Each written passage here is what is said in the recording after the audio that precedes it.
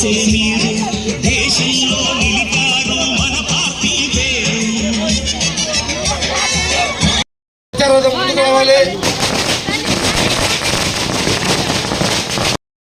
తెలుగుదేశం ప్రభుత్వం అధికారంలోకి వస్తే అది సామాన్యుల ప్రభుత్వాన్ని మీ అందరికీ తెలుసు, నేను చెప్పబడలేదు. ఎందుకంటే 2014 నుంచి 19 వరకు మీరందరూ ఆ ప్రభుత్వంలో, అంతకుముందు 14 ఎన్నిసార్లు తెలుగుదేశం ప్రభుత్వం అధికారంలోకి వచ్చినా మీరందరూ దానివల్ల లబ్ధి పొందిన వాళ్లే కానీ ఎవరు నష్టపోయిన వాళ్ళు కాదు.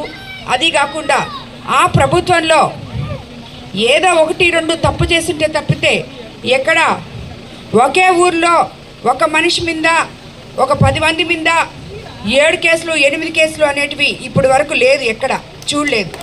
ఈ స్థానిక నాయకులు ఎవరైతే ఉన్నారో ప్రతి ఊర్లో ఎవరు కూడా ఎమ్మెల్యే దగ్గర నుంచి ఎవరైనా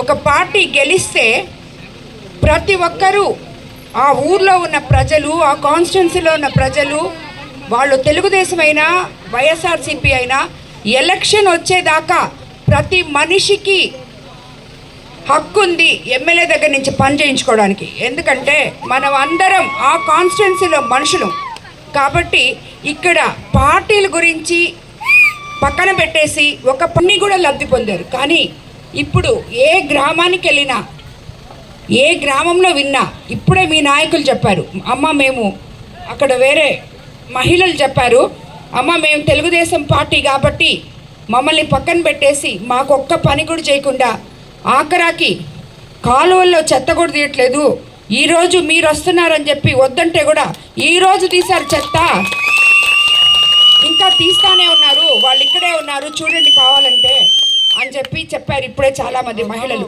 వాళ్ళు పడే బాధలు చెప్పారు. వాళ్ళు చెప్పారు మా పిల్లల మీద మా వాళ్ళ మీద ఎన్నో కేసులు పెట్టారని.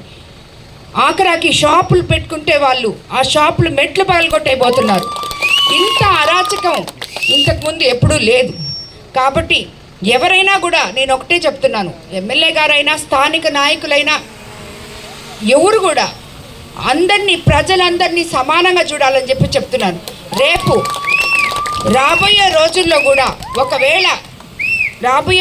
కూడా ఇలాంటివి జరగకూడదు అని చెప్పి కూడా మీకు చెప్తున్నాను. ఎందుకంటే తెలుగుదేశం ప్రభుత్వం అధికారంలోకి వచ్చినాక తిరిగి మళ్ళీ మనం అదే చేస్తే అది చాలా తప్పు అవుతుంది. కాబట్టి నేను అందరికీ చెప్పేది, ప్రజలందరికీ సంబంధించిన మనుషులు సర్పంచ్ కానీ ఎంపీటీసీ కానీ ఎమ్మెల్యే కానీ ఏ పార్టీ అనే తారతమ్యం చూపడం సరైన రాజకీయం కాదు, సరైన రాజకీయ నాయకులు చేసే పని కాదు అని చెప్పి నేను మీకు ఎలక్షన్ వచ్చినప్పుడు పోరాడండి, మీ పార్టీ కోసం మీరు గెలిపించుకోండి, మీ లీడర్లను మీరు గెలిపించుకోండి. కాబట్టి ఇందాకే చెప్పాను నేను మీకు ఈ కేసుల గురించి. ఎందుకు చెప్పానంటే ఈ ఊర్లో ఆల్రెడీ నాకు ఇది ఇచ్చారు కాబట్టి నేను కేసుల గురించి మాట్లాడాను.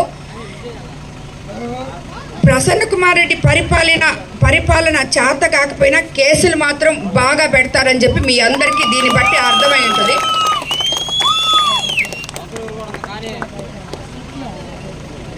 మన ప్రభుత్వం అధికారంలోకి రాగానే మొదటగా పాత వంగళ్ళు ప్రజలపై అక్రమంగా బనాయించిన అట్రాసిటీ కేసులు మాఫీ చేయిస్తానని, అంతేకాకుండా మాజీ సీఎం చంద్రబాబు నాయుడు గారు బీసీ రక్షణ చట్టం అమల్లోకి తీసుకొచ్చి బీసీలకి రక్షణ కల్పిస్తామని మేనిఫెస్టోలో పెట్టారు. అది మీకు అందరికీ తెలిసే ఉంటుంది.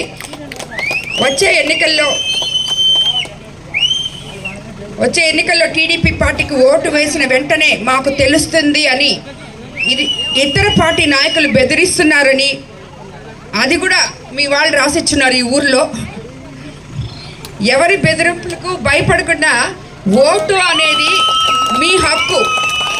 మీ రాబోయే రోజుల్లో 5 సంవత్సరాలు మీ భవిష్యత్తు, మీరు వేయబోయే ఓటు. కాబట్టి ఇప్పుడు మీరు ఆలోచించకుండా భయపడి ఓట్లు వేస్తే ఆ 5 సంవత్సరాలు కూడా మీరు ఈ 5 సంవత్సరాలు ఎలా భయపడుతూ బతుకుతున్నారో అలాగే ఇంకో 5 సంవత్సరాలు అది భరించాల్సి వస్తుంది. కాబట్టి ఇక్కడ చాలామంది యువకులు ఉన్నారు, అందరూ ఆలోచించి మీ ఇంట్లో కూడా చెప్పి వాళ్ళని ఎడ్యుకేట్ చేసి ఓటు ఎంత విలువైందో చెప్పి, మీరు చదువుకున్నారు చాలామంది, వాళ్ళందరికీ వివరించి మరి వాళ్ళ ఓటు హక్కు వాళ్ళు వినియోగించుకునేటట్టు మీరందరూ యువత ముందుకొచ్చి గ్రామాన్ని నడిపించాలని, మీరే రాబోయే రోజుల్లో యువతే గ్రామాలకి భవిష్యత్ అని మీకు అందరికీ చెప్తున్నాను. ఇల్లు సరిగ్గా లేవన్నారు, రోడ్లు సీసీ రోడ్లు లేవన్నారు. ఇవన్నీ కూడా తెలుగుదేశం ప్రభుత్వం అధికారంలోకి వచ్చిన వెంటనే మనం తప్పకుండా ఈ సమస్యలన్నీ తీరుస్తానని మీకు అందరికీ మాటిస్తున్నాను. ఎప్పట్లాగే అందరు గమ్ముగా చూస్తున్నారు, ఎందుకంటే మీకు ఇది అలవాటు అయిపోయింది. రాజకీయ నాయకులు రావడం, ఓట్లు అడగడం, మీకు అవి చేస్తాం ఈ చేస్తామని చెప్పడం, వెళ్ళిపోవడం, ఇది కామన్ అయిపోయింది. కాబట్టి నేనైతే అలా కాదు, అలాంటి అబద్ధాలు చెప్పి మిమ్మల్ని మోసం చేసి రాజకీయాలు చేయాలి అని నేను అనుకుంటే అసలు రాజకీయాల్లోకి వచ్చుండేదాన్నే కాదు. మీకోసం, మీలో ఒకదాన్నై, మీ కుటుంబ సభ్యురాలనై, మీలో మమేకమై మీకు ఏ సమస్య ఉన్నా నేను తప్పకుండా తీరుస్తానని, మీకు మీ ఊర్లో ఇచ్చిన మాటని తిరిగి నేను వచ్చి అన్నీ చేస్తానని చెప్పి మీ స్థానిక నాయకుల సహకారంతో తప్పకుండా అన్నీ చేస్తానని మీకు అందరికీ మాటిస్తున్నాను. తప్పకుండా తీస్తాను. అదేవిధంగా ఎల్లవేళలా నేను అందుబాటులో ఉంటాను. నా తలుపులు ఎప్పుడూ తీసే ఉంటాయి. తెలుగుదేశం నాయకులు కానీ, కార్యకర్తలు కానీ, సామాన్య ప్రజలు కానీ ఎవరైనా సరే రావచ్చు. కాబట్టి ఏదైనా ఇండివిజువల్ సమస్యగా ఉంటే మీ నాయకులను తీసుకొని నా దగ్గర రాండి. ఎందుకంటే మీరు ఎవరో తెలియదు కాబట్టి, నేను గుర్తించలేను కాబట్టి, వాళ్ళని తీసుకొని వస్తే ఫలానా ఊరమ్మ ఫలానా ఇదంటే తప్పకుండా మీ సమస్యలు నేను తీరుస్తానని చెప్పి మీకు అందరికీ మాటిస్తున్నాను.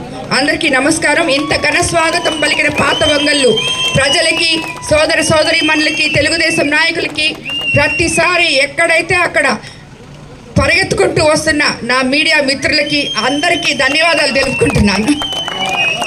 Please subscribe my channel. Please subscribe my channel.